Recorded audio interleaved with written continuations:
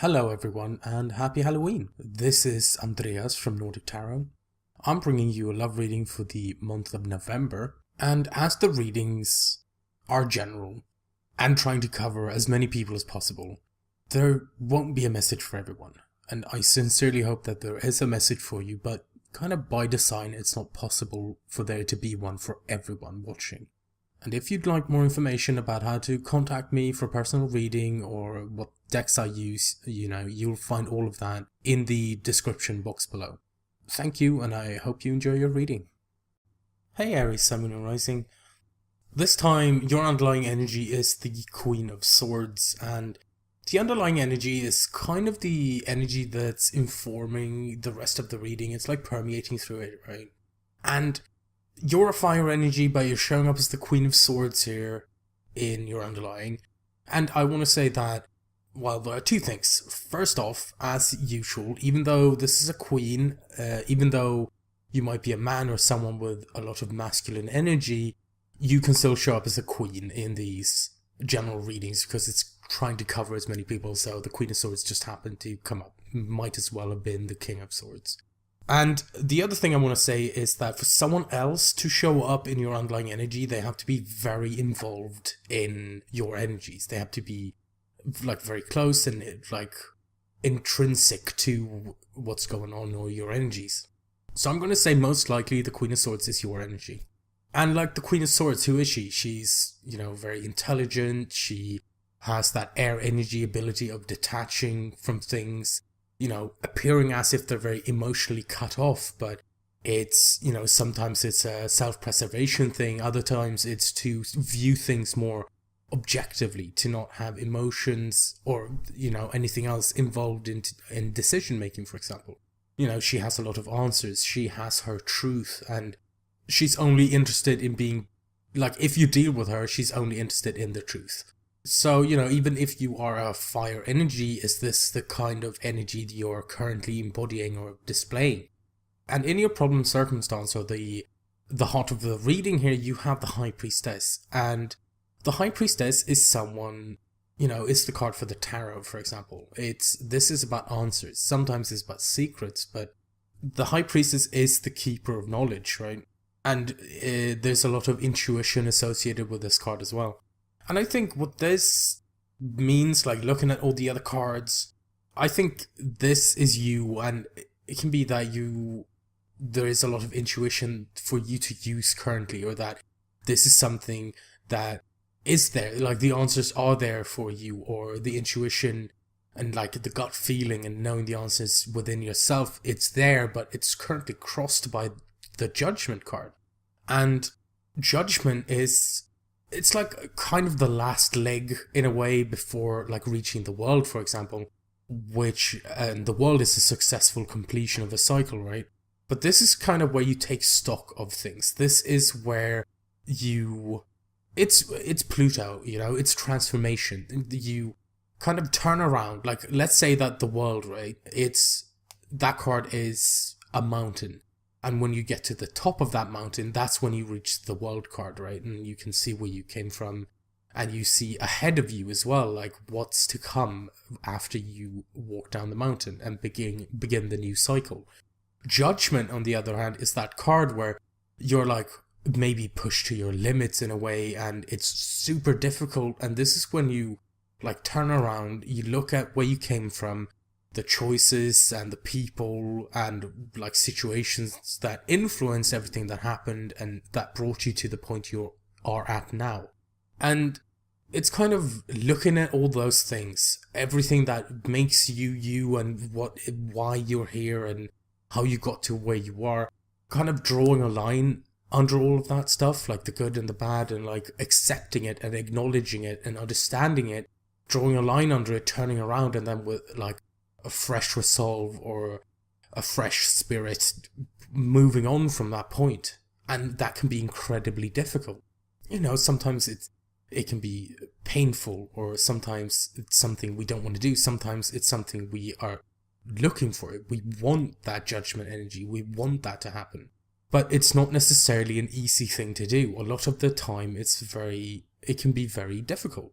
So what I'm seeing is that the High Priestess is here. There is there are answers, there's intuition, there's all this stuff, right? But it's being crossed by judgment, as if judgment hasn't happened yet. This change hasn't happened. Or this rebirth. Like, judgment is the phoenix rising from the ashes. It can be reinventing yourself. And it's also a call to action. It's doing something. That something's calling you, and there's something that for you to do. And of course you can choose to do that or not to do that. But there is this thing that there's something calling you. Like, for example, if you have the Chariot and the Judgment together, like I said, Judgment is a call to action, and the Chariot is victory through your own actions.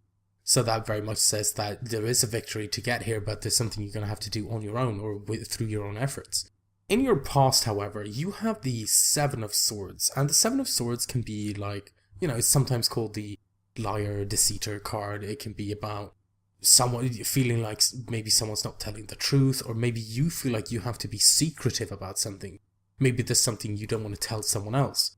And not necessarily deceiving or lying to them, but it's just that maybe you feel like, oh, if this gets exposed, I'll be judged for it or something, or maybe there's something you just want to handle on your own and you don't want anyone else to know about that. Like, that is the kind of energy of the Seven of Swords, and it's something being conducted in the cover of darkness, right? Like, it can be a bit subtle.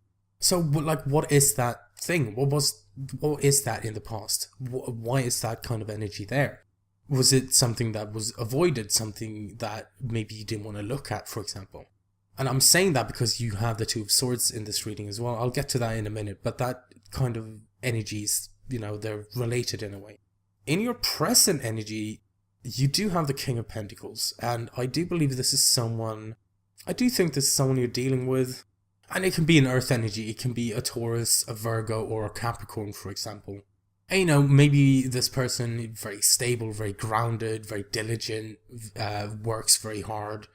And I don't know if you are engaged with or interested in or something with an earth energy, or if this is just someone who's acting a lot like this currently. And maybe this entire thing is about this King of Pentacles in the present. Maybe this is someone you're seeking like support from or some stability. And yeah, it's a King of Pentacles, but just like I explained with the Queen of Swords in your underlying, if you're a straight man, for example, then this King of Pentacles would be a woman still. It'd be a Queen of Pentacles.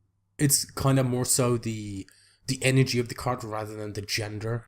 Now, what all this kind of leads up to potentially in the future is the Three of Wands. And the Three of Wands is one of the cards that it's about like manifestation, it's about expecting a return, it can be about waiting on information or something to come back to make a decision or make the next move, right? Because the Three of Wands, it's talking about having sent out your ships. You've sent things out and you can pretty much expect what is going to come back. You can kind of know what it is, or maybe you absolutely know what it is, but you still need that to come back to move on to the next place from that, right? To reach the Four of Wands in that series of energies. Because, and like I said, it can't be about manifestation, like sending out your manifestation intentions into the ether, or the cosmos, or the universe, or praying, or like however you do it, and then kind of expecting that return on that work, right? And this can sometimes be about something overseas. Like if it's a relationship, maybe it's a long distance relationship, maybe it's an overseas relationship. It can also be about expecting something to come from overseas. Like it does not necessarily have to be information, maybe it's a package, something like that. I get the feeling that maybe it's like some information or a piece of news or something you've been waiting for, or you potentially will be waiting to receive in the future. Then crowning all of this, like I said earlier, is the Two of Swords. And the reason I wanted to link the Seven of Swords with the Two of Swords is that the Seven of Swords is a difficult decision. This is something we maybe can't decide on or don't want to decide on. Like either we don't have enough information, or we feel like we don't have enough information to make like an informed decision, for example, or maybe it's a choice we just don't want to look at. It's a difficult choice because maybe it's painful, or maybe we're afraid of hurting someone else in our decision, or whatever is happening with that, right? But I do feel like there is just this kind of conclusion thing with the Two of Swords. Like, this is a choice that is connected with the High Priestess and the Judgment card, for example. I also think it's connected to your feelings, but again, I'll get to that in a minute when I get there. And it's like really very understandable that we've all had really difficult decisions that we've been faced with that we feel like we have to make. And sometimes, like I said, we feel like we don't have enough information to make those decisions, and sometimes it's just something we don't really want to look at. It's like, I'll just put that to one side and I'll just not look at it right now. And, is the Two of Swords and the Judgment card connected here? Is this difficult decision, the like potentially painful, difficult thing with the Judgment card, is that the rebirth? Is that coming down on one side of things here and making a choice? And when you do make a choice with the Two of Swords, because they are swords and they are thoughts, then if you pick one of the two swords, then you're left with the Ace of Swords, which will be the truth, which will be your truth, or a truth, or things will be very clear. And the Ace of Swords also, of course, speaks of victory through the truth. And, with the truth, we gain answers. So, the Two of Swords in the crowning and Judgment crossing the High Priestess makes a lot of sense. Because if the Two of Swords is a block here, and there's something that it's difficult and maybe painful, then that is connected with the Judgment card, which is crossing the High Priestess, and the High Priestess is about answers, and the Ace of Swords is about the truth. And maybe that the truthful answers, maybe that's the painful thing. And these answers aren't necessarily your answers. Maybe they are answers for someone else. Maybe that's related to this King of Pentacles that's hanging out in the present energy. But now to your feelings, you have the Wheel of Fortune, and the Wheel of Fortune is about, the wheel keeps turning, the seasons keep changing, so it's a card of change. But it's also one of the fate cards, so it's also about fate and the universe putting us in situations, and that's kind of, the wheel keeps turning, and what's been around comes around again. And the wheel is often about, like, a lesson from the universe, for our greater good, that we are put in a situation that might seem very familiar to us, that we maybe have been in before, because the universe is trying to, will we act things out differently? Will we make the same choices? Will the result be the same? Okay, if that's not what the universe intended, if the lesson isn't learned, then that has the potential to come around again, to see if we can break those chains, if we can break the mold, and do something differently, and then like evolve spiritually or emotionally or as people. And I feel like the Two of Swords and the wheel here are very much related. Like, for example, maybe you've always picked the same sword. Like, just for argument's sake, let's say you've always chosen the left sword, right? And maybe this is a situation you've been in before. And that's what the wheel, like, that's how you feel now in your feelings, because this is like where you are right now. That's how you feel in the feelings with the Wheel of Fortune. And that's what the High Priestess and the Judgment card are about as well. And that's why this rebirth aspect here is happening, like reinventing yourself, doing something differently, or accepting the past and choosing a new path. And, all these things are like tied together with the High Priestess, Judgment, Two of Swords, and the Wheel of Fortune. That's how I feel about it.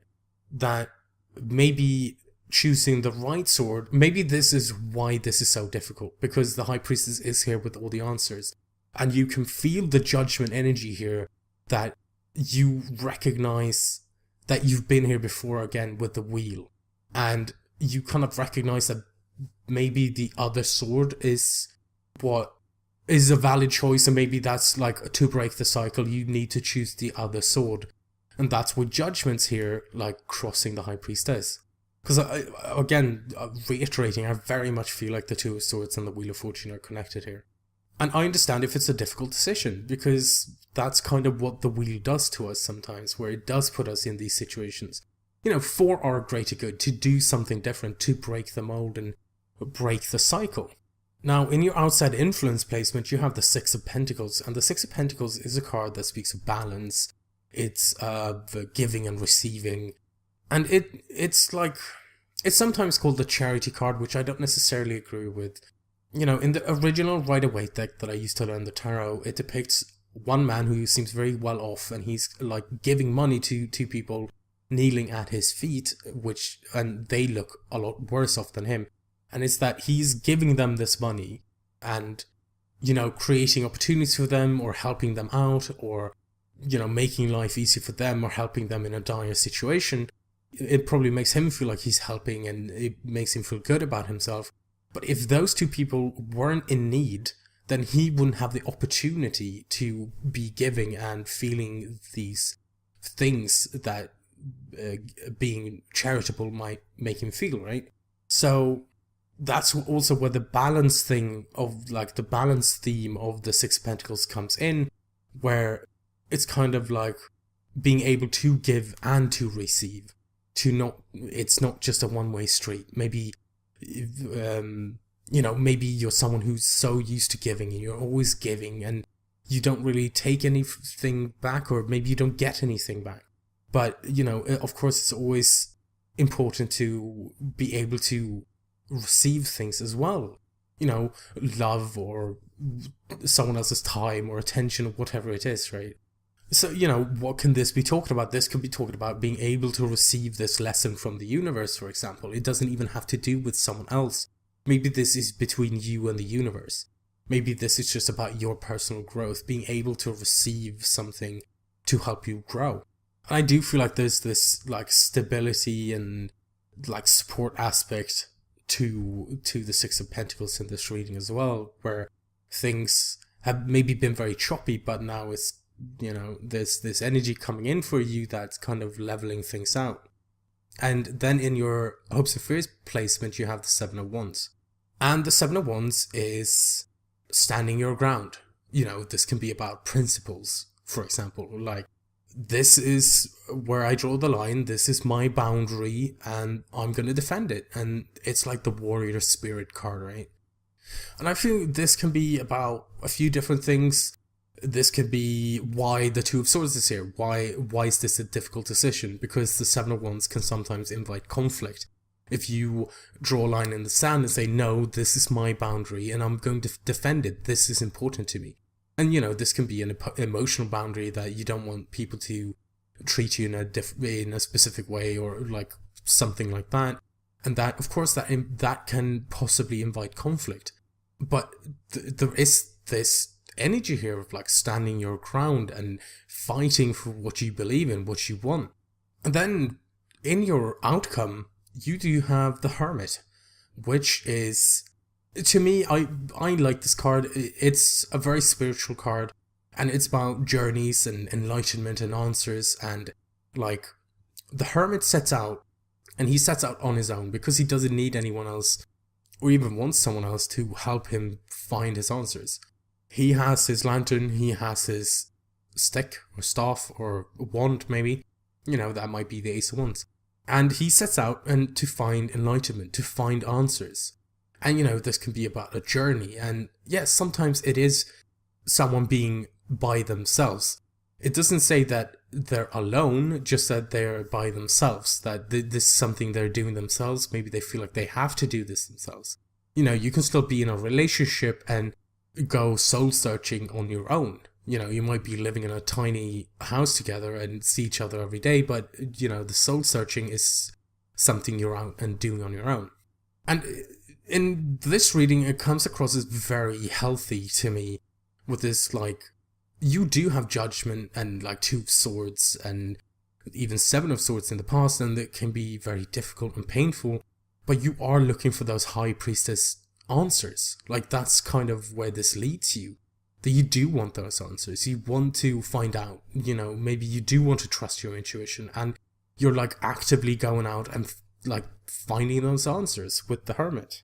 And I feel like this is the path to find your truth. This is what is my truth? What do I believe? What do I want? How do I view the world? But I want to move on to your Oracle cards. And from the Oracle of E, the card you have is number 30, the F word. And it reads, "Nobody likes the F word, but the dude sees forgiveness through a different pair of glasses. He knows that everything is going to turn out fine in the end, and that holding on to negativity and old wounds is just postponing the inevitable. Your success is a done deal. Your bliss is gonna happen. The F word is the place to start. Let it go, forgive, forget, and follow the yellow brick road." And I feel like this speaks to a lot of the cards you have here. Like, when it says forgiveness, like maybe it's not even forgiving someone else, maybe it's forgiving yourself. And I feel like this speaks to the Hermit about getting out there and forgiving and following that yellow brick road. And I feel like it's judgment, letting go of things, like accepting them and understanding them and like gaining that knowledge from them, which is a very Queen of Swords thing to do. And then being able to move on from there. And also like thinking about whatever this Seven of Swords energy is in the past, like forgiving all of that as well, kind of working through that. And I mean, whatever happened with the Seven of Swords in the past, that will be worked through with the Judgment card here crossing the High Priestess. So I feel like there are a lot of linked cards to the F word. And from the Wisdom of the Oracle, the card you have is number 40, Co-Create. And the essential meanings are creativity, art, inspiration, fruition, and manifestation. And I don't always do this, but I want to read the relationship message as well instead of just explaining the card. And the relationship message is, connections of the heart serve to inspire you, opening you up to new ideas that you would never have come to on your own. You are looking in a mirror held up by this experience and seeing yourself in an unexpected way. Who is this extraordinary being looking back at you? You are going to be so happy that you kept your heart open. Your love is a unique work of art now, the embodiment of beauty. So I also feel that this is about like forgiving, accepting yourself. I feel it's very connected to like the Three of Wands, Judgment, even the Six of Pentacles, that things have happened and you have the power to change them. You can find the answers and the paths with the Hermit, for example. And yeah, this King of Pentacles, is this someone you can rely on? Is this someone you can have help from? I think you have all the power within you to do it on your own, like with the Hermit. But then is there something that you want like support with, for example? And maybe the King of Pentacles is there for you. This King of Pentacles can be someone that this entire thing is about, in a way. Like, maybe this is someone you want to move away from or something like that as well. But it looks like you are very willing. It may be very difficult and like maybe even painful energies to deal with, but it looks like you're very willing, and especially with the Six of Pentacles coming in, because the outside influence is an energy that's happening or like influencing the reading right now, but maybe not something you've noticed yet. So I feel like that's coming in for you as well, kind of leveling things out. There's a balance, and it feels like you want to deal with this Judgment. Like, yeah, the Two of Swords can be super difficult, but I also feel like you recognize that there is some lesson here with the wheel being in your feelings. So it's not easy energies in the least to have to deal with, but it looks like you're kind of like ready to kick some ass, if I'm allowed to put it like that. So there we are. That was your reading for November. The energies were pretty tough in some regards this time around. I did my best with all of your readings, but sometimes it just doesn't come together without a struggle, you know? Before I go, I'd like to wish you a happy Halloween once again, and remind you that if you want to contact me about a personal reading or check out the decks I use, the information is in the description box below. I'd also like to thank all of you for watching and supporting me. I do read all your comments and reply to as many as I'm able to. Once again, thank you and happy Halloween.